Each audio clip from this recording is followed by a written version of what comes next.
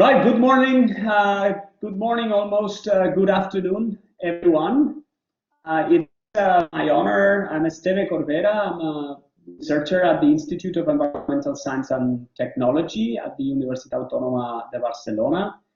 And it is my honor and pleasure to be chairing this eBay webinar today because we have an amazing speaker, and also he happens to be a very good friend and colleague at the Institute of Environmental Science and Technology at the Universitat Autònoma de Barcelona. Giorgos Kallis is impressive, and Giorgos, I hope you don't mind me saying this, but he's impressive because if you have had time to look at his bio, he is a chemist from Imperial College by training, but then he became an environmental engineer.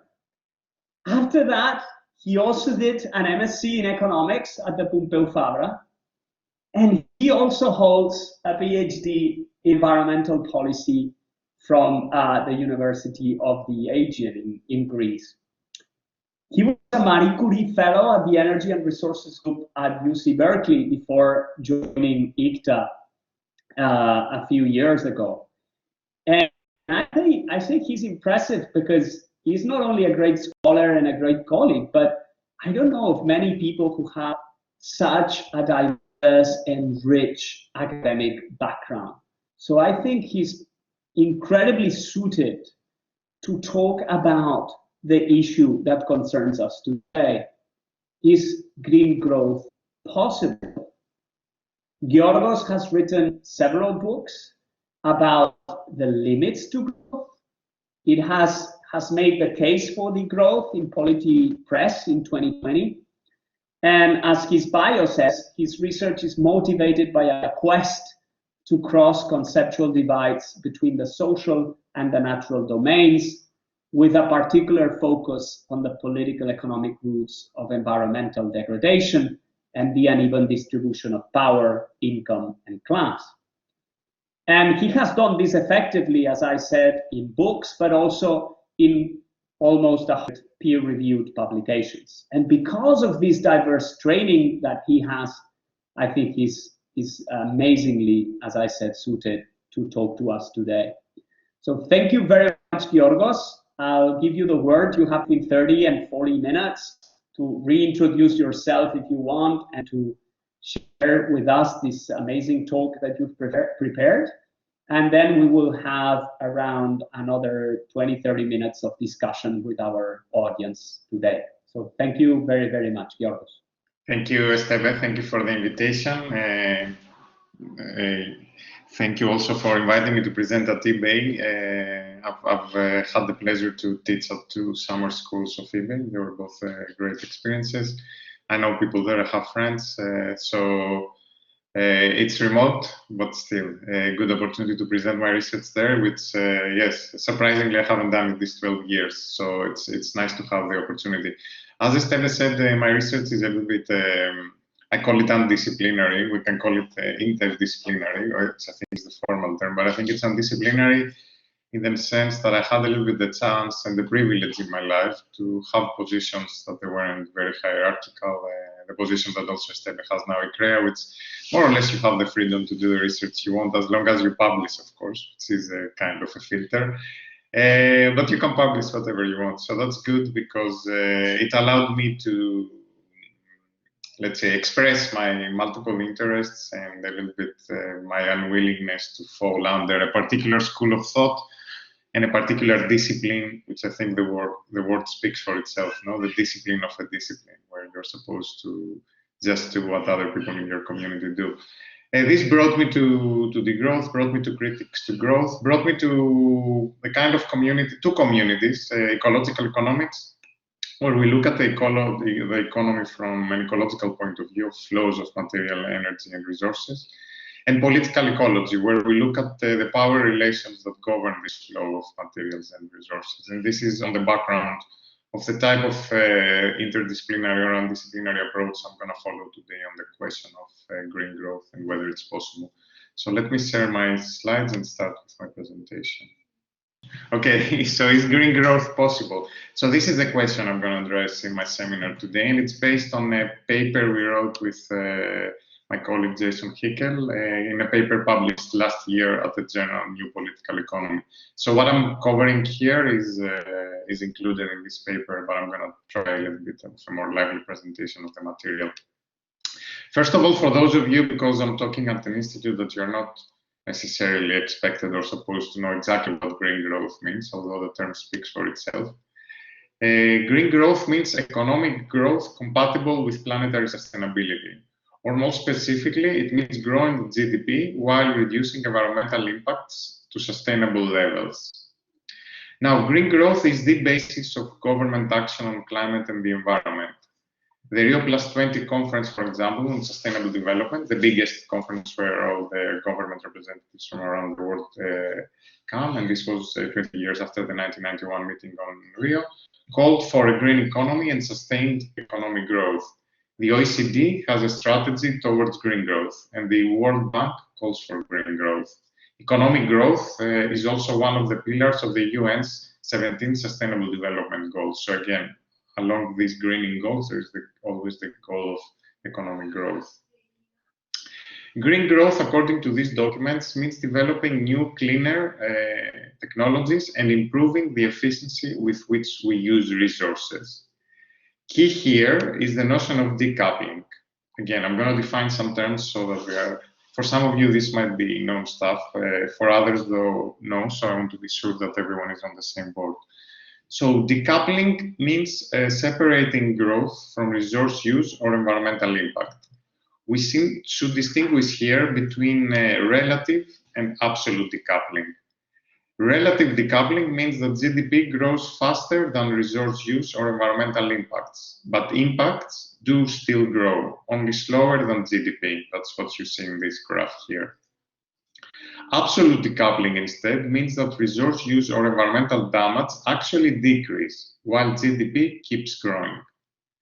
So green growth sometimes in the literature is often confused with relative decoupling. So you will hear that the US economy has grown 5% or 10% these 5 years, and its resource use has only grown 2 or 3%. So the level of resources used per unit of GDP is going down, so we're having dematerialization of green growth. No, that's not true.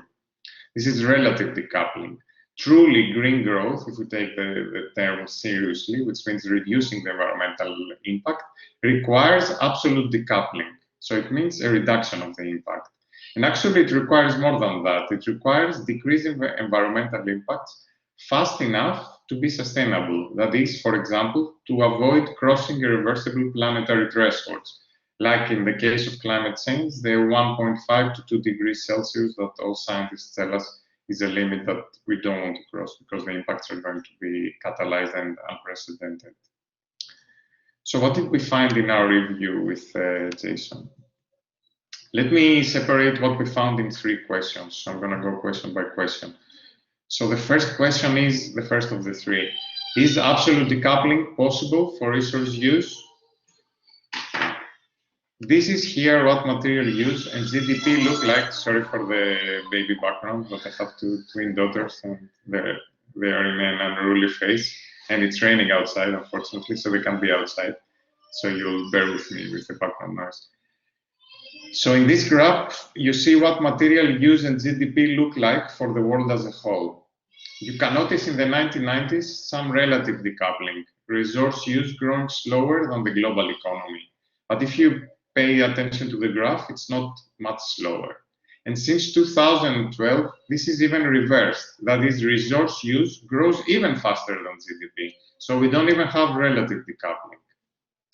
You might ask, okay, that's the picture of the world as a whole, but what about individual countries? Is there absolute decoupling there? Indeed, a bestseller book last year, Andrew McAfee's More from Less, celebrated a supposed dematerialization of the US. So he claimed that, yes, we do see that in the US and other high-income economies. Now, McAfee, for those of you who might know him, not know him, he's an internet guru. He is famous for books he wrote about the digital age. And he claims that he stumbled upon this phenomenon of dematerialization, as he recalls, realizing how web-based services substituted more and more physical goods. Think here of the example of listening to your music from a server instead of buying hundreds of CDs, or your iPhone that collects equipment that before, you know, we would need a separate record player, a separate TV, etc., and all is in one small machine with much less materials. So he saw that, and he realized that there is a big transition taking place in high-income countries, what he called more from less, or dematerialization. But the question is, did McAfee miss something? And indeed, he missed a lot in his analysis. In his, let me show first what data he used to make his argument of dematerialization. So McAfee points to data from the US, which supports this idea that, you know, the newer equipment we have is much more efficient and therefore uses much fewer resources. So he pointed to data from the US, where we see indeed, you can see the USA here, but you don't need to focus on EU and OECD, but similar patterns. So he said, look how domestic use of resources, which is the red line in the graph, and it's the amount of resources consumed or imported by the US economy, how it goes down, while GDP growth, the blue line, keeps going up. So he says we're having absolute decoupling here. The red lines count the raw materials extracted or imported by a country to produce goods within its borders. But does this miss something, we might ask? And indeed it misses a lot. It misses all the materials used to produce elsewhere the goods that the country imports. Say this data here misses the blue line, the red line misses all the metals used in China to produce an iPhone. And indeed, most sales of iPhones are registered in the US and they count as US GDP. But all physical production of the iPhones takes place in China, and the metals used count as domestic material consumption of China. So the question is there a better way to calculate the total amount of materials that support the US GDP? And there is. This method is called the material footprint, and it calculates the total resources used to produce all the goods a country consumes. So all the materials that went into the iPhone that you might consume in Spain or you might consume in the US. So let's look at the graph again now. Look at how the material footprints of nations, the green lines, keep growing alongside GDP, with the exception of the 2008 recession where they both fall together. So there are no signs of absolute decoupling. You might ask, why is material footprint a better indicator? It is a better indicator because we live in a globalized world. The goods we consume are produced elsewhere. Material footprints grow hand in hand with GDP, and so does, as we saw, material use for the world as a whole, where there are no national borders to skew the data. So it's not a coincidence, I think, that the picture, when you take material footprint data into account per country, and you look also the material use as a whole for the world, you see a direct correlation with GDP. Now, those of you better at statistics, you might argue, could it be that these are spurious correlation? My age also increases with GDP, unfortunately, you know. There is 3% growth every year, and there is 1 year that adds to my age. But this doesn't mean that if GDP falls, I become younger, which would be nice. So, of course, we cannot claim causation in this way, but the best shot we have for probing causation is panel data analysis. So we take the material use of each country separately over time, and then we compare across countries and across years. And there, actually, we find a very similar story to the one I said. A 1% difference in the size of economies is associated with 0.8% difference in material use. A straight line, more or less, an elasticity of 1, a little bit less. What about the future? Is it possible to have green growth in the future? With Jason, we've reviewed for our paper all published studies and models run by the UN. All of them predict a significant increase of global materials use until 2050, 50 to 100% more. We conclude, therefore, in the paper that absolute decoupling is not feasible on a global scale in the context of continued economic growth. Why are GDP and resources coupled so tightly, you might wonder? With the development of more efficient technologies and the service shift of economies, shouldn't we be seeing reductions in resource use instead of increase? First, efficiency gains do not necessarily lead to using fewer resources used. So the fact that you have the iPhone doesn't mean, first of all, that you don't have all this other equipment that you had before. And it doesn't mean also that with the money you save by having an iPhone in terms of 5 more equipments, you don't use this money to buy something else as material intensive as this equipment you don't longer need because you have your iPhones. Machines, we know, did not lead to mass unemployment. Instead, the surplus labor was hired to new activities. And it's strange that for resources, we expect something different than that to happen. Resource productivity leads to more resource use. My colleague Mario Giampetro has written about the Jevons paradox. 19th century economist Stanley Jevons was first to note how steam engines used coal more efficiently. But as a result, we used more coal, not less than before. The cost of coal went down and new uses were invented to make good use of cheaper coal. The second reason why we might not be seeing absolute decoupling in resource use is that services can be resource intensive. Think of the energy burnt by the server storing the photos and files or digital music that goes into your iPhone. Nick Hogg and Tim Jackson, for example, have found that the digitalization of music did not lead to reductions in material use. An Apple computer needs some 1 tons of materials just to make it. And that's the energy, then there is all the energy that's needed to support the servers that support an iPhone computer, right? So there is still a lot of material footprint of these services that on the surface seem immaterial to us. The final point is that people paying for seemingly dematerialized services, they can and they do actually spend their money in very material goods. Think here of an internet entrepreneur, no? She codes an application and makes money sitting in front of a computer. This seems very immaterial, and it has seemed immaterial to McAfee, who thought that he had this revelation of dematerialization. Her job seems much less material than that of a farmer.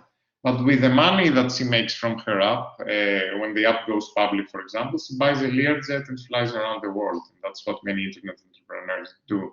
At a lower scale, you might think someone who just makes a lot of money doing a seemingly immaterial job and then spends the money in very material holidays around the world on physical goods.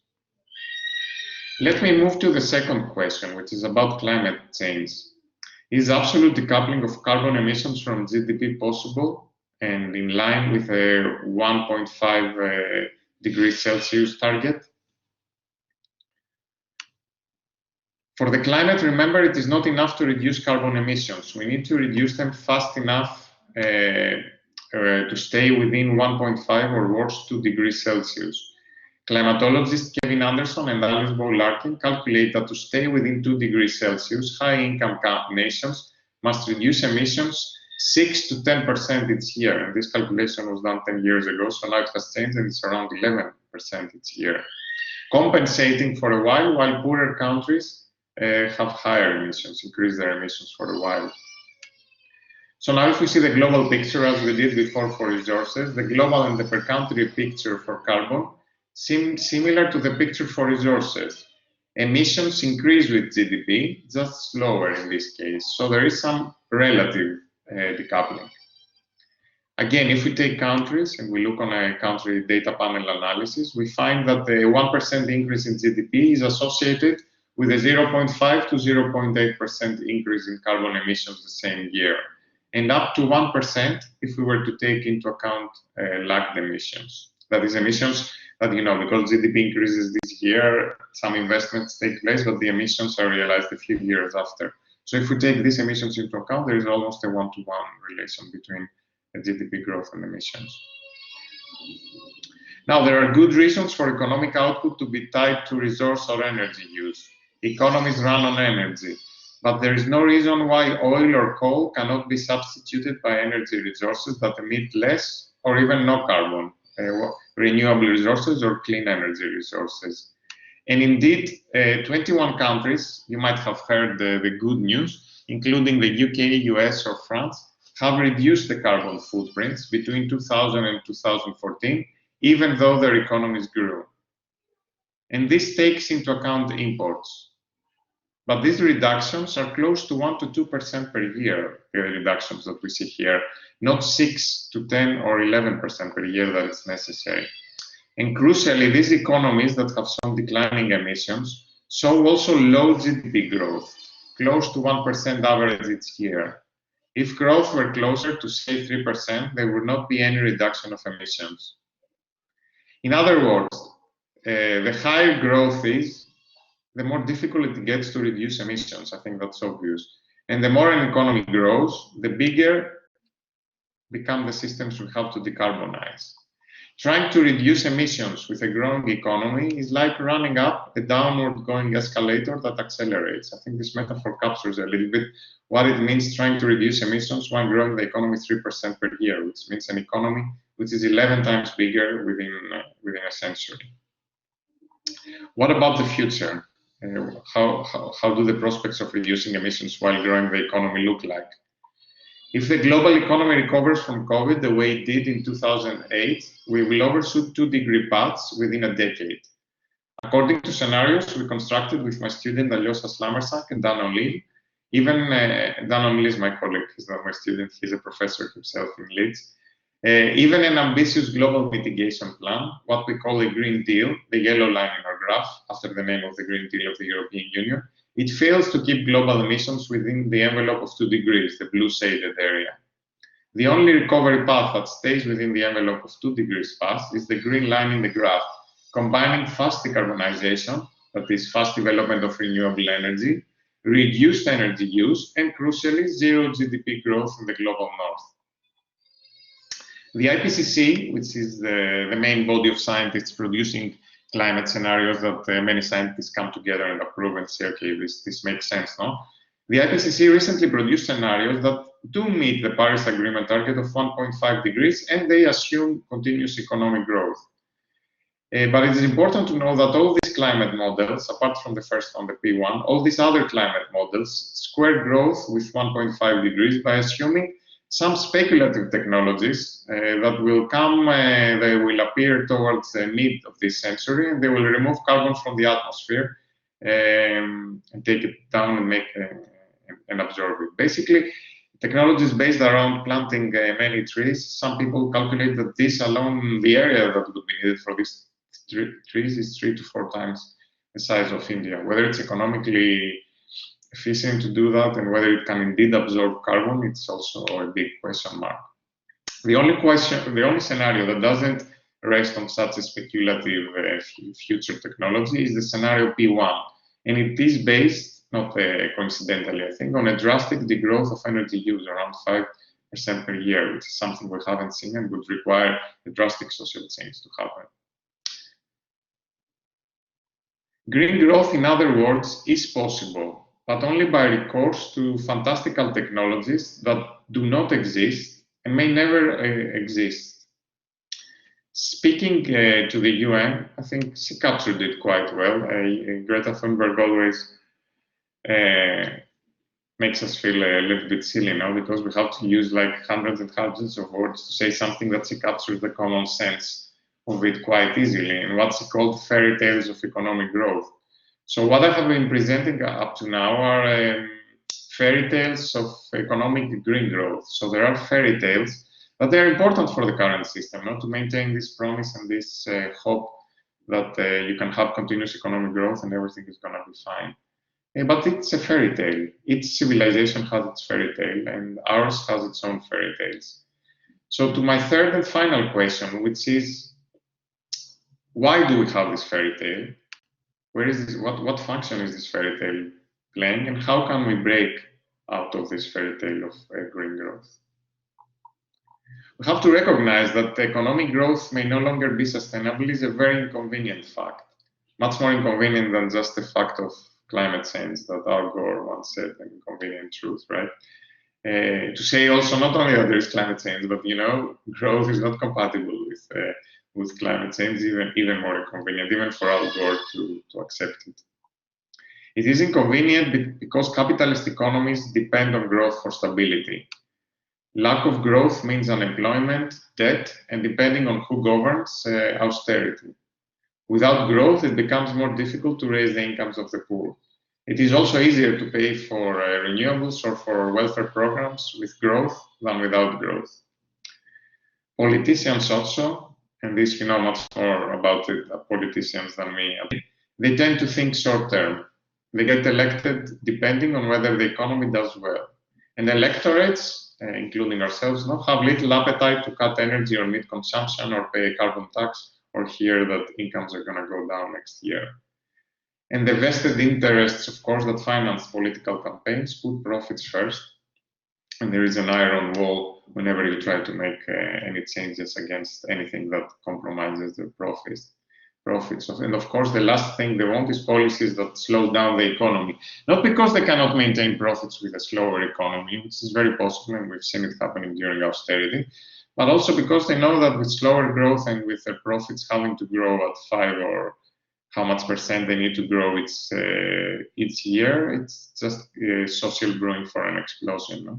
So growth has been the way through which capitalism has bought social peace and has bought time. But this time seems to be running out.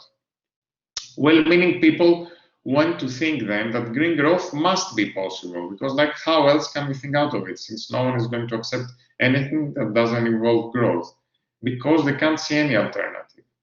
But what if it isn't possible? So what if the first two parts of my presentation were right, and it's not possible to continue with green growth without ending up with great disasters? To take the metaphor of the current pandemic, which is just a miniature of what we might be facing with climate change, we saw that many governments at the beginning, Western governments, were very reluctant to even take the smallest cost for the economy. So they took time to close down the economies, they took time to close down the airports. It took time, and at the end it was also worse for the economies. Those that took a cost early on and said, you know what, it might seem that there is no alternative and we'll have to keep things going on, but no, we're going to stop them. They stopped them early on, and they saved both their public health systems and their economies at the end. So what if there isn't this alternative of maintaining both growth and greening? What if it isn't possible? So I take a different path here as a researcher I'm talking about, and I ask a different set of questions that if you accept that green growth is possible, you would never ask this question. So the questions we are asking as a degrowth research community, and this is a paper where I summarized the last 10 years together with colleagues. We summarized the last 10 years of research on degrowth. Can we secure meaningful employment without growth, and how? Can we combat global poverty without growth in the global north, and how? I'm putting the research questions here. Is it possible to roll out clean energy if economies slow down? How would we pay for renewables without growth and with slower economies? How do we create the necessary cultural and political change? How can we have functional democracies without needing growth for their stability? So this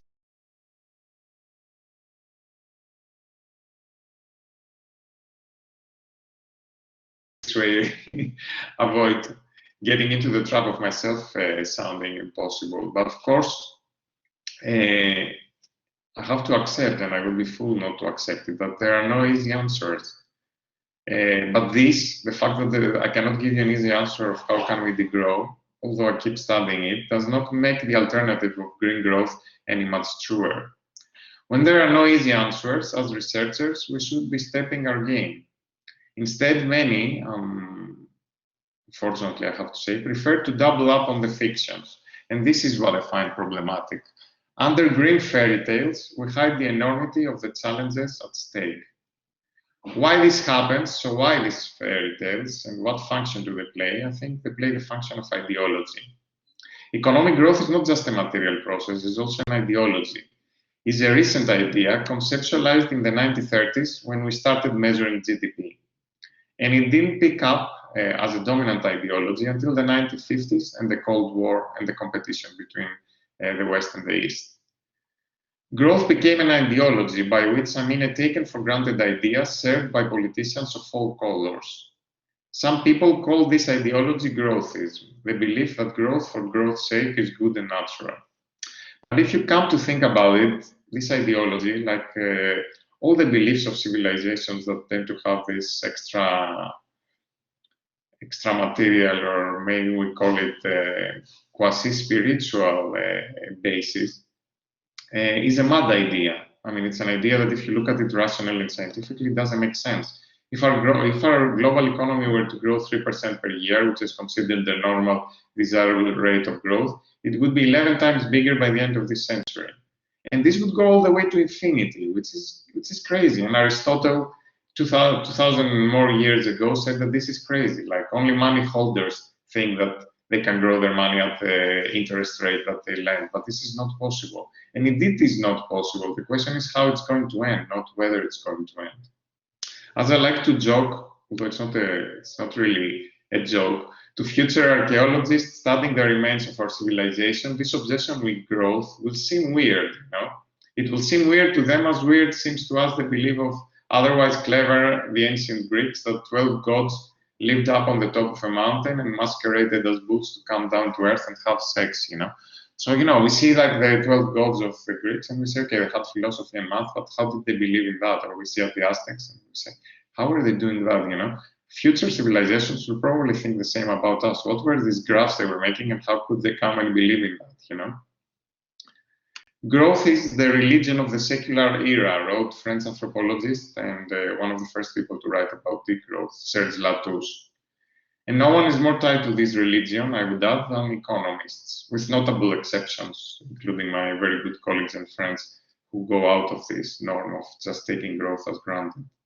I mean, in reality, most economists know, and they've been trained in that GDP is a flawed indicator. I mean, even in the 1930s when GDP was invented, there were many different opinions, and at the end it was a matter of political convention what GDP measured. But few are willing to go further than questioning GDP, which they don't really question. They question it, but it's always there as an indicator, but to question growth. And many will go out of their way devoting their mental power, I think, to justify unlimited growth. So you will hear objections like of the following type that I always engage in discussions I have with economists. Well, yes, green growth may not have happened yet, but who says it cannot happen in the future? We haven't tried hard enough. And well, sure, there is a certain element of truth in that, but if this is so, then there is no reason to study anything as scientists or as econometricians, because econometricians do study past relations, they find causal relations, and they say, okay, these causal relations suggest there is some strong coupling and some strong relation here. If we were to say that whatever causal relation we find we can change in the future with enough policy and will, fine, then I would invite people to stop doing econometrics around policies in any case, because we can do whatever we want, no matter what the data shows. The second objection is that there is nothing that ties economic value to resources. So you will hear here that, yes, we can increase value, but this doesn't have to be more and more resource intensive. We can use things that have value, but they don't use resources. Note here that this rests on a particular understanding of value, which in neoclassical economics is understanding of value as utility, the pleasure people draw from things. If value is this, then sure, the economy can grow indefinitely by people getting more and more pleasure out of daydreaming and paying for it by selling poems to other daydreamers. But this definition of value is not scientific in a Popperian sense. It cannot be proven or disproven empirically. Value in this sense is supposedly revealed in prices, how much people are willing to pay for something they find useful. But no one has measured utility independently from prices. And economists here resemble Oscar Wilde's cynics, those that know the price of everything and the value of nothing. I don't know about you, but me personally, I'm not aware of real economies, human economies, which grow because people get more and more pleasure out of thin air. Human economies grow, are about people laboring and transforming resources with the help of energy, with the help of solar energy, with the help of stored solar energy, which are fossil fuels, into useful goods. And along the way, while producing useful goods, they also produce waste and entropy. Don't get me wrong here. I understand the desire for green growth. It is a desire to fix things without rocking the boat too much. I can see how well-meaning people want to think that we can get ourselves out of the mess without too radical changes that are hard or will scare people and create resistance. We all want a vaccine that gets us back to how things were, don't we? But I'm afraid that for climate and global environmental change, there is no simple vaccine. There are things we can change, but these are big social changes, changes on how we produce and how we live, changes on how we distribute wealth and income, reducing resource and energy use dramatically. And there's no alternative to that. These changes are true are extremely difficult. They demand giving up conveniences, they demand conflict with powerful economic interests. None of this is easy, but it is not my choice that this is how it is. And we do not gain anything by sugarcoating the truth. Am I optimistic that we can change by design and not through disaster? The thing is, a grand part of humanity already lives in disaster, and most of human history is a sequence of disasters. I'm reading now the biography of Tolstoy for some strange reason, you know. And if you see like the disaster they were living in, even the aristocracy of the time in Russia, it's quite impressive. So imagine if you were born, for example, in 1900, what nice life you would have in front of you. If you were a man, you had two wars to go and fight and probably die. So the future has never looked good, I meant to say here with all these historical examples. So this shouldn't deter us from working, thinking, and fighting for a better future. In our new book, we set out a clear policy plan in this direction, consisting of 5 policies: a Green New Deal without growth, a universal care income, a 4-day work week, policies for support of community economies, what we call an economy of the commons, and a drastic change of fiscal regimes with setting a maximum income, a wealth or inheritance tax, and a carbon and resource dividend. How do you do that politically? Yes, it seems impossible, but we cannot think about how to organize for doing that. And the political base for building such a program, we argue in the book, is the movements against climate change and extinction, and the movements and the municipal movements for the commons that are springing around Europe and are trying to create a new economy within the old. One wants to hope that through disaster and design, through trial and error, and through political organizing and struggle, we humans, I mean in this sense, will find new ways to adapt and live in better balance with the planet and one another. So in that sense, I remain optimistic. But of course, our optimism soon blind us to reality, especially scientific reality. Our responsibility as scientists is to keep the eyes on the ball, to the truth that is behind the convenient fairy tales. Thank you for your attention. Thank you so much, Giorgos. Thanks so much for this inspiring and, for some people, probably provocative talk as well. So I am, just for the sake of warming up the debate a bit, I would just throw you a question and then ask people to raise their hands. You can see here in the chat who's raising hands, and then I'll give them the word and moderate the debate. So, Giorgos, this is something that popped up in my class this morning with some of the attendees here, and I think it would be great to ask you what you think. What are your views about the idea of the circular economy, or this idea of having a closed economy with full recycling, with in some ways, or at least to me, and I would like your views on it, sounds also a bit like a fairy tale, yeah, like the fairy tale economy of green growth. So could you explain to us what are your views on the idea of circular economy, why you think it's flawed, if it is, and why? Yeah, it's fun because now in the presentation, when you in the ICTA colloquium that you attended, the framing of this presentation I made around the concept of fairy tales was by Mario Giampetro, our colleague at ICTA, and his main line of attack was on the circular economy that he knows much more, and he criticized. So don't get me wrong here. Don't get me wrong that I am against renewable energy or I'm against recycling. I mean, Greens and ecological economists like myself have been the ones fighting against incinerators, for recycling. Like the little recycling programs that we now have are outcome of these struggles. So no one is against recycling, and no one is against 100% recycling, if that were possible. You know, I did my master's thesis 28 years ago, Okay, so that's how old we are. So I did it 28 years ago at Imperial College, and it was on plastics recycling, you know, and it was like the whole optimism around plastic recycling, how much Germany or Netherlands was doing. I was writing about England, the new technologies. It hasn't improved much since then. So, you know, we have to keep a little bit of an understanding, like of where is the reality and where is the intention. So if the reality, like 28 years ago, was like plastic recycling, and 28 years after, I'm still calculating. I say, oh, 20 is it so much? It is indeed so much, no? 94. So 30 years after, we're still not there. Something we have to explain. You know, why is recycling difficult? And it is difficult. Mario argues, because the current growth economy, the current capitalist economy, is a linear economy that emerged out of a circular economy that has limits. It has limits because it depended on the sun, it depended on the circular flow of waste that was reused in agriculture, etc. Then comes capitalism, which the big invention was linearity. It was like, no, we take fossil fuels out of the earth, we use it because it's a fantastic source of energy, and then wherever it goes, you know. If it has to go somewhere, we send it to those who cannot complain, or if they complain, we beat them up, you know. If not, we send it to the future and we see what happens.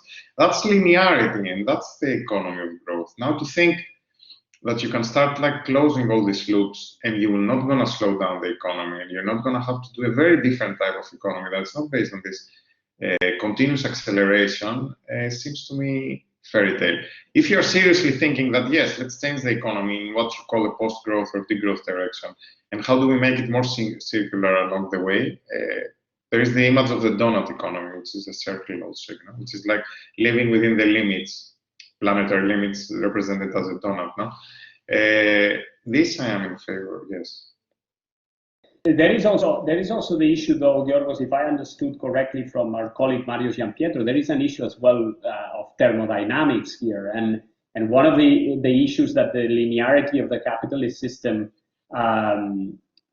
generates is an increase of entropy, yeah, and then how to recycle something that is so disordered and organized, and how to bring metals back to earth and so on would cost us so much energy, and therefore it would be so costly that, well, this is why we have waste in the first place, as you said. So there is also an issue about energy costs, if I understand correctly, or actually how possible technical is to recycle 100%. Yeah, of course, yes. I mean, even technically feasible, if you see like how much of, like right now, something like 10% is recycled, something very small. But if you see like per different good, you will see how difficult it is. I mean, one grand part of materials we use right now are the fossil fuels, that they are not practically recyclable. Just go to the atmosphere and they change the climate. Then many other metals, you would have to spend so much energy to recycle.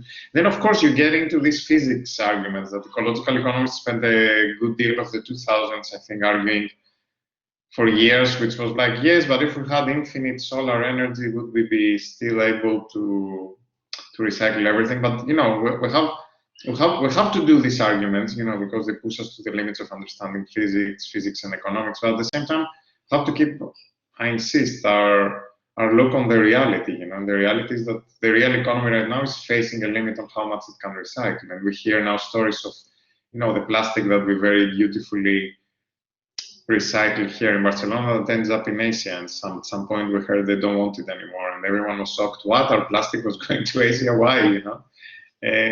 So, I mean, it's good to keep this reality check.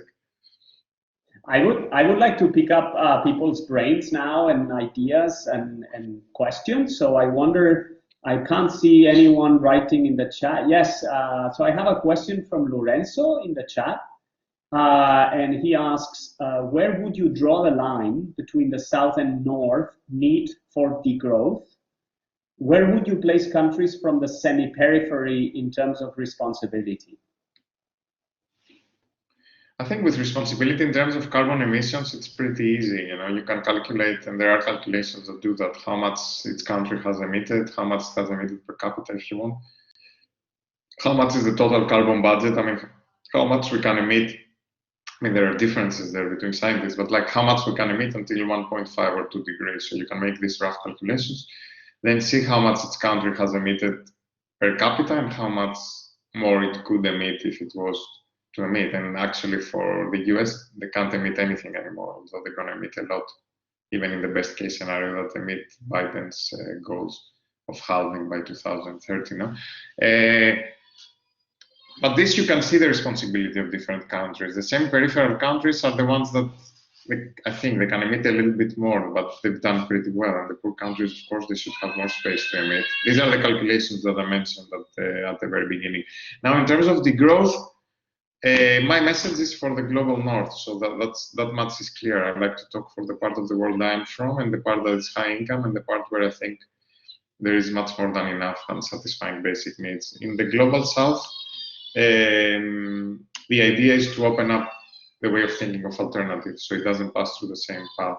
That's hard to say sometimes. It's like, okay, how would you do it without industrialization? Yes, you would need industrialization to combat poverty, but there are also good ideas from the global south on how you can do things differently. They just haven't been tried because they continue to be dependent on a semi-colonial, post-colonial relationships where they are supposed to supply us with cheap industrial goods and cheap commodities. So we need to think, and we need to open up the space of thinking of alternatives. The semi-peripheral countries in terms of growth, many times we pick them up as interesting examples you will see in the literature. So you will see countries like Costa Rica, Vietnam, Iran. I mean, forget the regimes now, okay?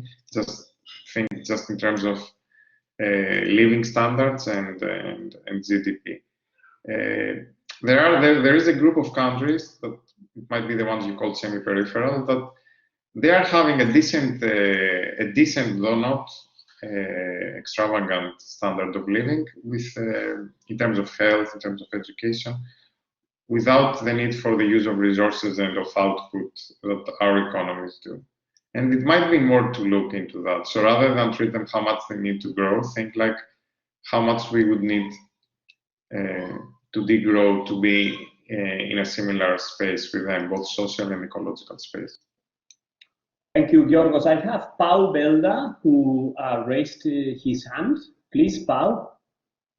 Okay, so I've got two questions. One is about the use of index. So most of the data you showed us regarding the first question were relying on index, but index are problematic because we know that the final picture depends a lot on the base year you use. So if you use 2000 as the base year, the conclusion is gonna be really different than if you use 1970s. So are your results robust to different base years? That's question one. And question two is maybe a bit more conceptual.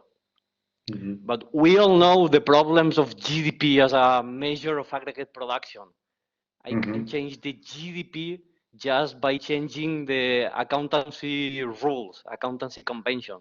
So I can include the meal I cook at home at GDP, and then the GDP will grow up even without increasing the consumption of materials. Yes. So in other words, I can increase GDP without changing anything, or I can degrow GDP just by changing accountancy rules. So when you are focusing that much on GDP growth or GDP degrowth, what should we think of? The growth of what or growth of what?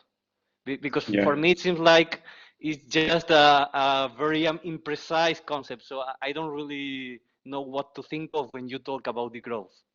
Thank you. Yeah. Okay, the second question is more interesting and challenging.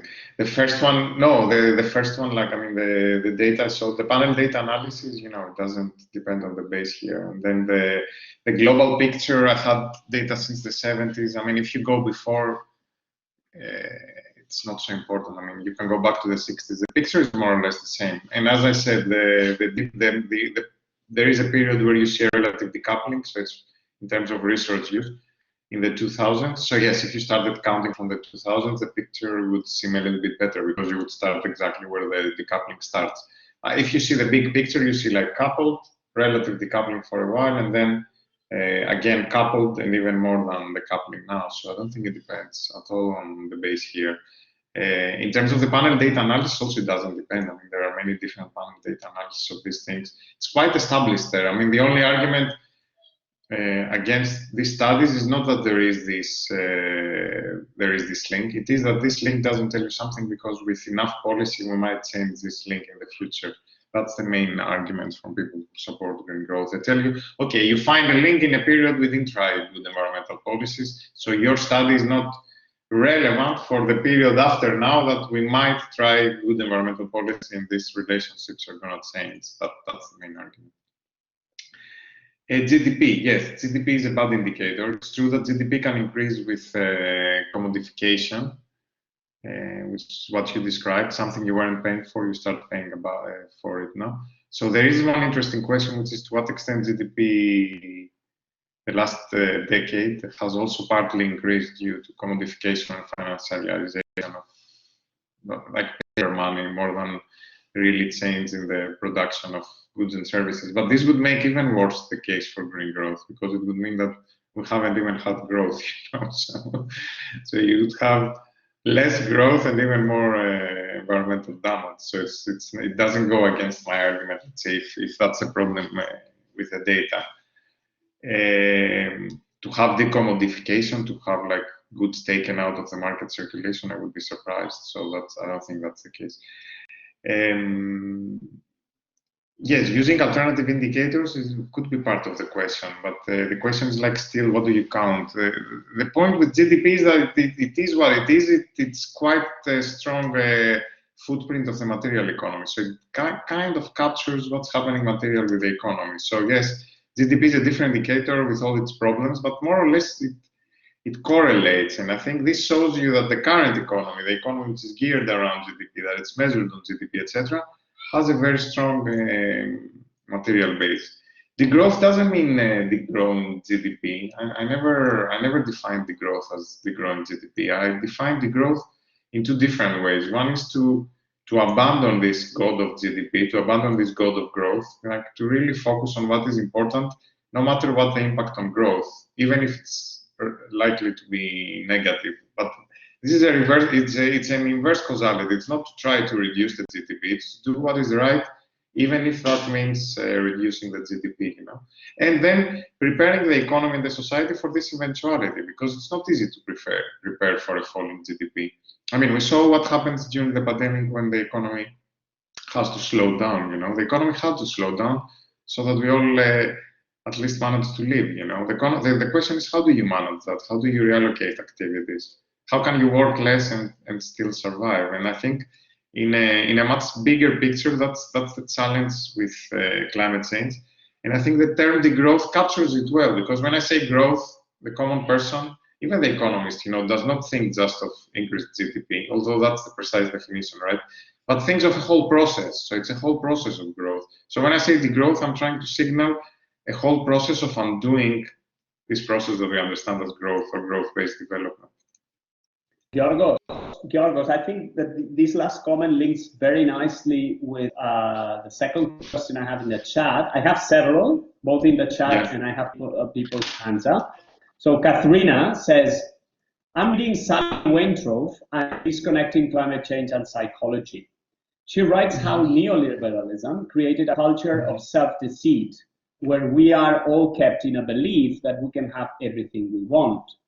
Now, the tricky thing is that we would collectively have to go through a phase in which we have to grow up and realize that we cannot have everything we want. That is a reality many people do not want to face. On the other hand, all these people who are into minimalism, who do this as they do not like to have everything they could have, would be an indication that that some change is happening. So, yeah. How do you see this, from the psychological perspective, this idea that we have to basically realize that, we cannot have everything we want? And this is a bit what degrowth proposes, right? Yeah, it's a very good point. I mean, we definitely need to build on common senses and values that already exist in society. And I think they do exist, but of course they are not the ones that are prevailing within the current setup. So it's a matter of what we call a coevolutionary change between the setup and the beliefs and values.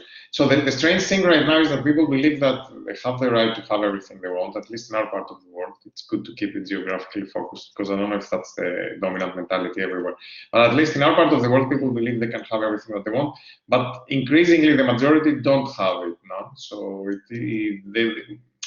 as I call it, I say we live in an era of limits, but we don't know how to live within limits. So we are already limited. I mean, our generation does not live better than the generation of our parents, although our parents lived better than the generation of the grandparents. So there's been a 30-year period that, let's say, living standards, I mean, you can take the iPhone or something else, but living standards or quality of life hasn't really improved for our generation. So it's not true that we can have everything that we want. But it is true that the dominant ideology and the dominant mentality, and this is what I treat in my book, Limits, a dominant idea of Western civilization is this idea that limits is something bad. No?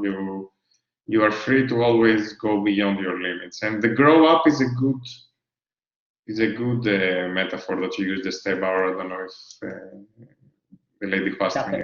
Katharina used it. It's very good, the grow up, because it's precisely as you grow up, you learn your limits and you learn how to live within your limits. You know, when you are a child, you are still experimenting. You know, but even a child will not cross and go and fall down the balcony straight away. You know, might do it by an accident, but it's not that you cross your limits. But it's a very particular mentality of our civilization, which at the ground level and at the interpersonal level pushes us to this idea now that you shouldn't limit yourself. All these mottos are on that. Giorgos, let me give the word to Paolo Minatakis, who raised his hand. Paolo? Yes, thank you very much, and thank you, Giorgos, for the presentation. My question is related to something you already discussed before. I was thinking about economic indicators.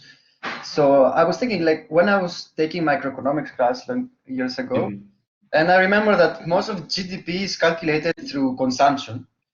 And indeed, then I was like, I remember that few consumption means like it's something bad for the economy itself, because it could lead to less a recession because of I don't know, for example, lack of investment and so forth. And even if you go deeper into it, it seems that like the current capitalist system, the current mode of development is based on a mass production that, to be sustained, it needs a mass consumption. And if we go even deeper in it, like given that we were talking about materialism and so forth, is like this doctrine, imaginary, that people have, that they want to do what they want, is like maybe it's what we're being taught is that to achieve, like in the end, what we want to achieve is happiness, right? We want to be happy, and how to is through a material consumption, and it implies a completely unsustainable way of life. And what I'm seeing, that most of the economic policies, the environmental policies applied now, are not dealing with the root of the problem, but with the symptoms of it. And we don't really want to change the system, but we want to replicate the power relations existing in the current capitalism. Although it doesn't seem it's working completely in this way. Do you think by, for example, one question, do you think by changing, first of all, indicators, by considering more social qualitative indicators than just quantitative, as we're currently are, could be an improvement? And secondly, what do you think of local? Do you think the solution could be also local production and local consumption? The indicators, I think they are part and parcel of the change, but I think they're not just the only problem, because sometimes there is a tendency to say that the only problem is the GDP indicator.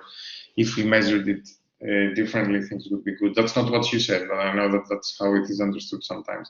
So like the metaphor I use in our later book, and I think captures it a little bit, is like that, if you have a car that's going very fast and it's going down to a wall, it's going faster and faster, like if you take out the measurement of speed, it's not gonna change, right? So it's not about taking out the measurement of the speed and then going without knowing your speed and going the same way.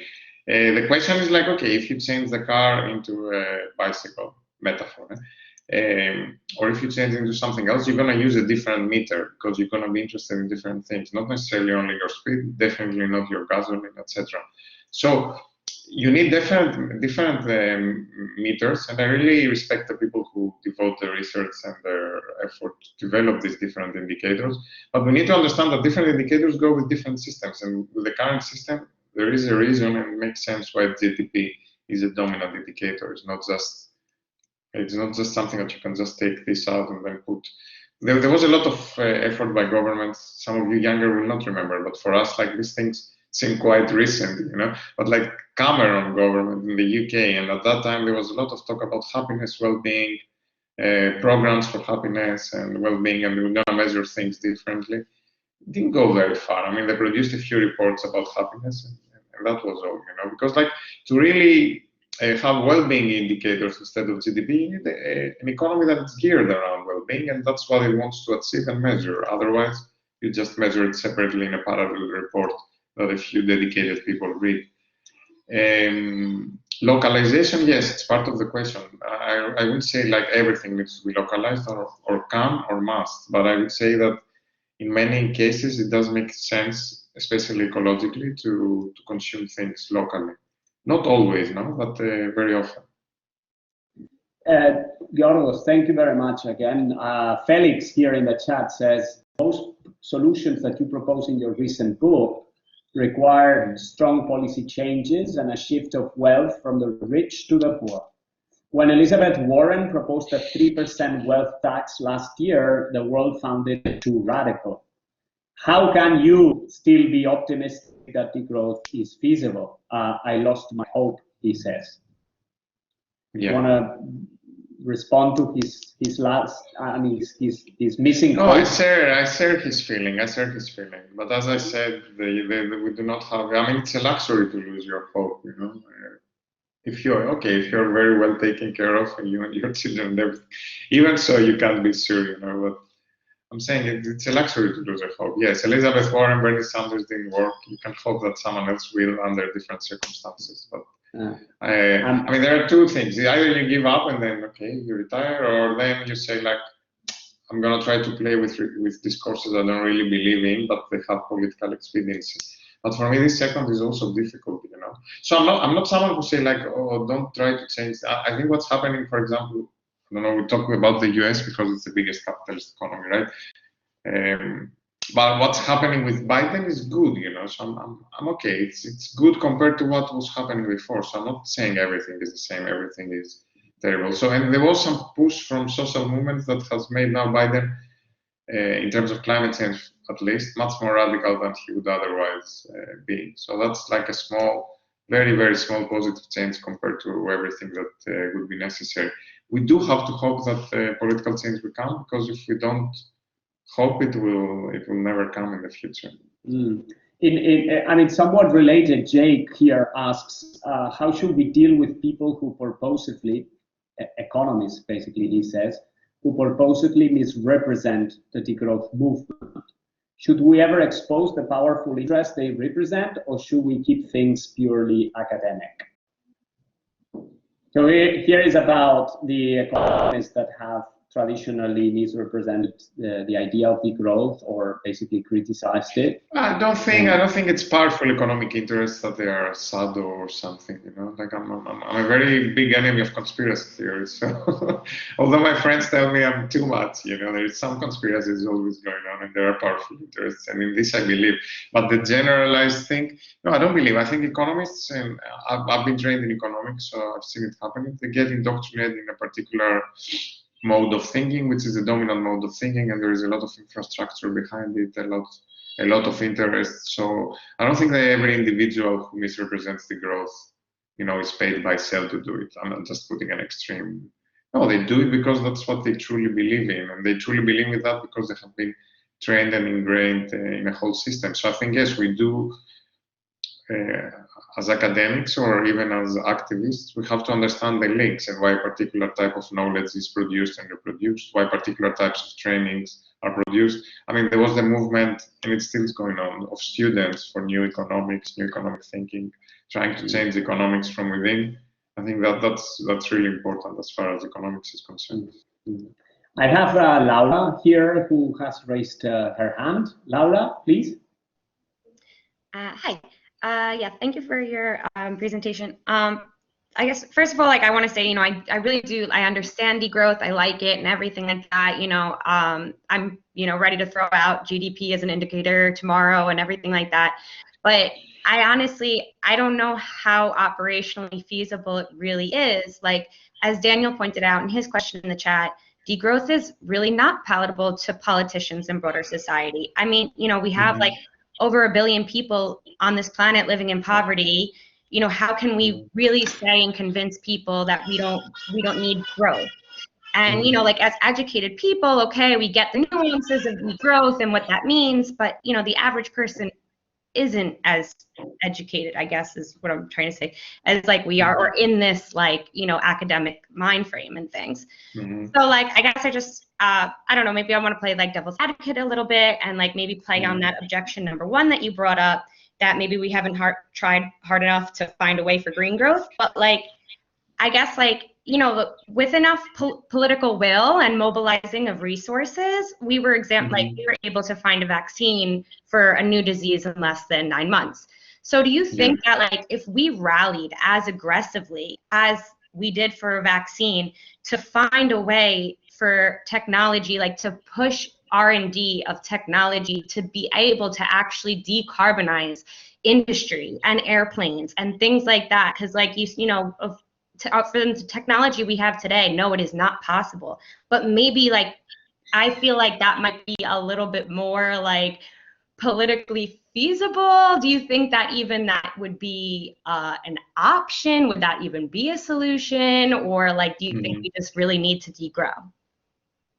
No, but I don't think we're not doing that. And by we, I mean here environmentalists. I mean, environmentalists are pushing and have been pushing for decades for these things, and I think we should still be pushing. So I put my name as a co-author in a Green New Deal for Europe. So I think decarbonization is absolutely essential. If we can decarbonize everything, I'm not going to be the one to say don't decarbonize. I'm just saying that given how I see things, I don't think it's going to be sufficient. And I think there are also many other problems with it. So, I mean, there are problems I didn't touch upon, but it's also where the materials and the resources are going to come for this transition, etc.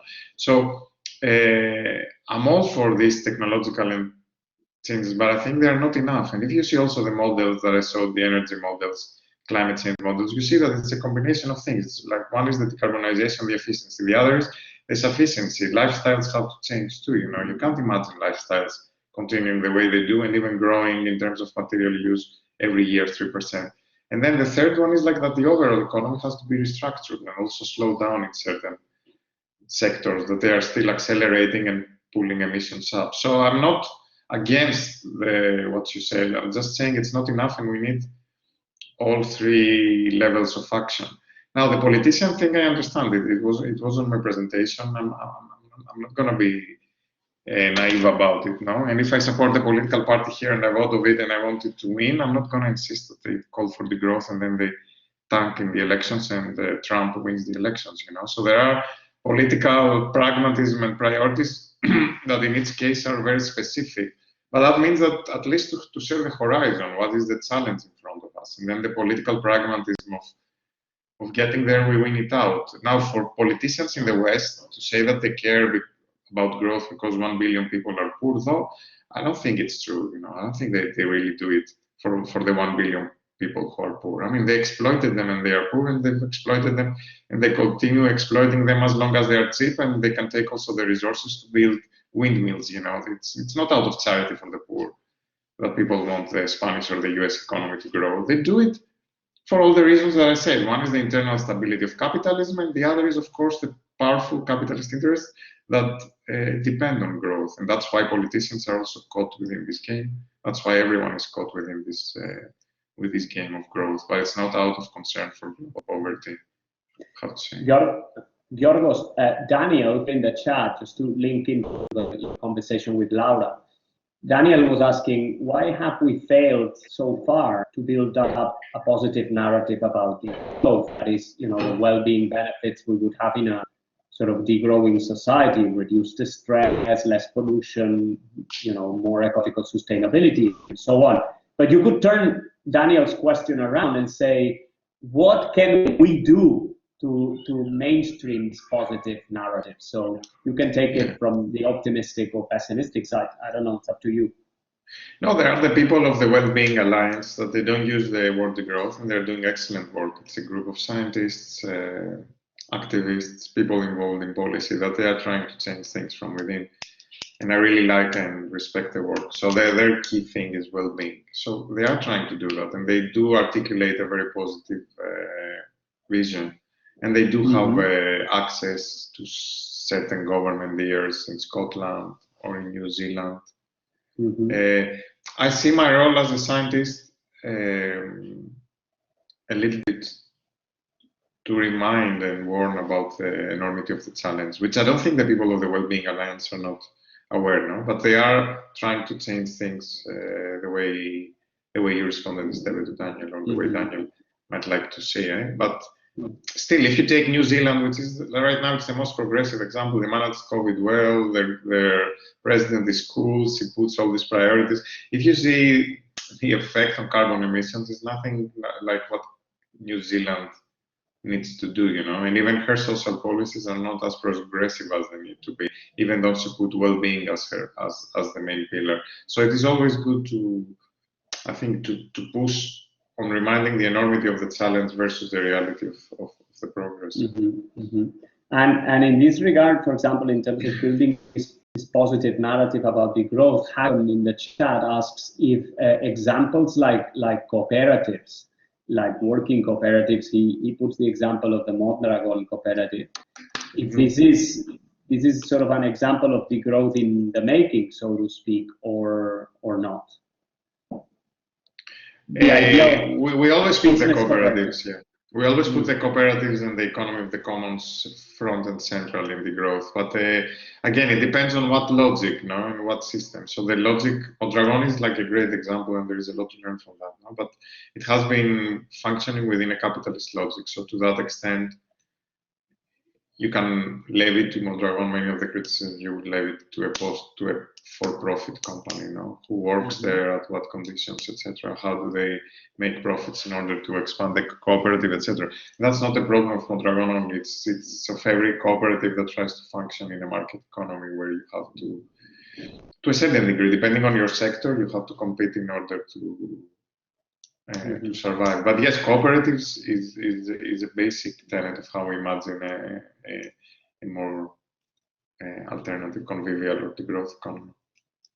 And Giorgos, the last question for today comes from Aksha, from, I assume she or he's from India, and she says, okay, no, there is another hand. So Aksha says, a country like India, where a certain but not a small population needs to degrow and a large majority needs to develop, how would degrowth work? There are degrowth parallels drawn to Gandhian economics and philosophy. However, these Gandhian perspectives, if you wish, never addressed a number of social issues like, for example, caste. So what would be sort of a bit It's hard to me to talk about India because, you know, I've been there only for a wedding once for a month ago. So, like, if you want to hear about me from India, it would be wrong now. So, no, I can't say anything about India. I can tell you about Greece. About India, I can say yes, at the very general level, what I hear from my colleagues who are from India or from there, that the growth is influenced by Gandhian economics. So the question is, for those who are from India, to think, yes, Gandhi, I guess that's what the question refers to. He was blinder to questions of caste. I think he has been criticized also a lot for his position on questions of gender, but I don't think it's the case with movements in India right now. So my question would be to someone from India to tell me, like, okay, what do you hear about the growth that would resonate to the claims social movements in a post-Gandhian tradition are claiming in India? What type of agenda in parallel could be developed in India that would echo what we're talking about the growth here? And Lorenzo, please. Yeah, so this will be quick. No, just in terms of framing, I don't remember where I read this, but there was someone saying that the growth will happen whether it would be planned in the case that you're talking about, or unplanned in the case of a climate disaster. And my question is, what do you think is the most beneficial type of framing for degrowth? Is it kind of this like end of the world kind of situation, like either we adopt degrowth or there's no other solution, or let's look at all the benefits from degrowth and let's rise above, like as like kind of more like a positive kind of political campaign? I think it has to be a combination of two, though. I never use the end of the world framing, and in my book Limits, I really criticize it, because I think this idea that we are crashing against the limit, it's fundamental to the ideology of capitalism since the very beginning. So it's the idea that there is not enough, and then we have to grow past this is not enough. So it's not an accident that when you're like, okay, the planet is in trouble, that you hear all these crazy imaginaries of colonizing the moon or Mars, especially from people who have power and money, you know. So these things have gone together, I argue in my book, ever since Malthus, who was the first one. Unlike what is known in history about Malthus' idea, he was the first one to say, like, you know, there's not enough for everyone, but like if we grow, there's going to be a little bit more for everyone, and we have to keep the poor so that they work hard and we grow the economy. So I'm arguing that we have to break out of these limits as something that it's ending and that it's the end of the world and we're going to run out of things and we're going to run out of climate. So I'm very much against this doomism, but I'm not against looking with a real to the real face to the consequences of our actions. And the consequences right now, we don't need to debate whether it's going to be the end of the world or the end of whose world.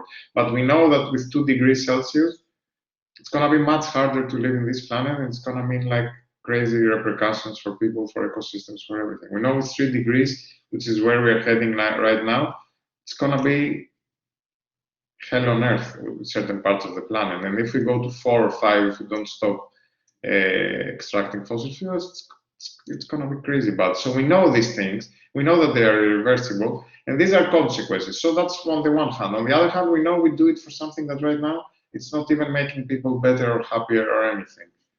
So with these two, I think we have a powerful image, both on the positive side and on the side of avoiding consequences. Like the peace movement was the same. It was like a movement praising the benefits of peace and also raising the terror of war. I think we have to do both at the same time without falling in the trap of end of times doomerism or collapse. I'm not a fan of collapse, I'm sorry. I know many Spanish degrowth advocates call themselves also collapsists, but it's not me.